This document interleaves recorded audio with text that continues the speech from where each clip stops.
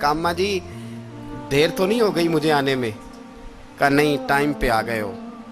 किस लिए बुलाया था?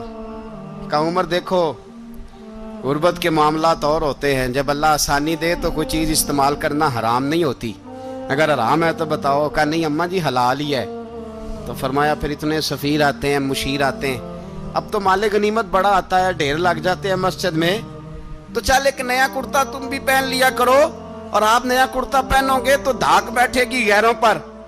तो सहाबा का मशवरा है कि आप नया लिबास पहने। अम्मा जी कहती है मैंने हुक्म दिया तो उमर चुप कर गए, गर्दन झुक गई।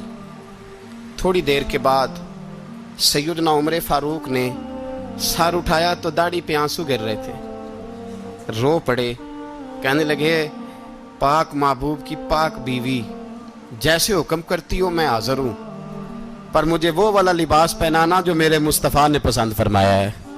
अगर ये रंग रसूल पाक का है तो मैं हाजिर हूँ, और अगर नबी पाक का नहीं तो फिर जैसे आप हुक्म करें। जनाब आयशा कहते हैं उमर रोए तो मैं ज्यादा रोई, मेरा पल्लू भीग गया आंसुओं से। मैंने कहा उमर आप जाइए। उमर यूं निकले तो जो सहाबा खड़े थे वो कोने में थे, सारे आ गए। कहा अम्मा जी क्या बनाओ? फरमाया भाई तुम सब जो बातें कहते हो वो अपनी जगह ठीक हैं, पर उमर जो बात करता है वो सबसे ज्यादा ठीक है। उमर जिस पहलू पर बात करता है वो, यार ऐसी आजिज़ी, ऐसा रंग, ऐसा अंदाज, ऐसा तर्ज हयात, ऐसी जिंदगी।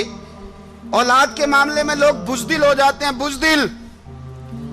पर हजरत उमर का बेटा मिस्र गया, वहां से कमाई करके लाया, तिजारत करने गया, लाखों का माल। कौन सा बाप है दुनिया में जिसका बेटा बाहर से पैसे लेके आए तो अब्बा तफसील पूछे कि बेटा कहां से कमाए, कहां से लाया, कितने मिले, क्यों आए?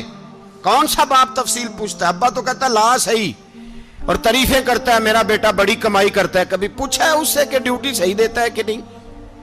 कभी पूछा है कि तू ईमानदारी की रोजी लाता है कि हराम की कमाता है? ये बाप की जिम्मेदारी है, ये अम्मा की जिम्मेदारी है। फिर कहता है बीमारी कैसे आ गई, परेशानी कैसे आ गई? तूने कभी सवाल किया अपनी औलाद से?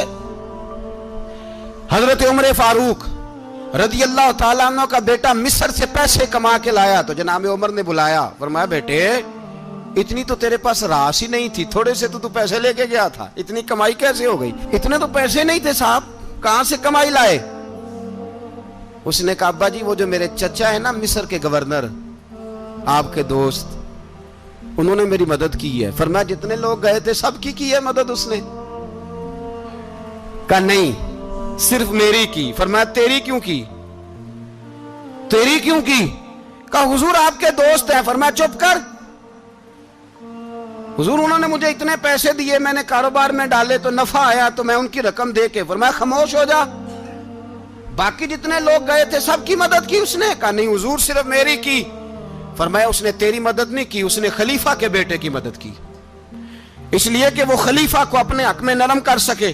फरमाया आधा माल तेरा है, आधा माले गनीमत का है, माले खजाना का है, मुसलमानों का है, इसलिए कि तू जो वहां से माल कमा के लाया है वो अपने बाप के खलीफा होने की वजह से कमा के लाया है, लिहाजा रख इधर। यहां कहते हैं किधर से आया, कैसे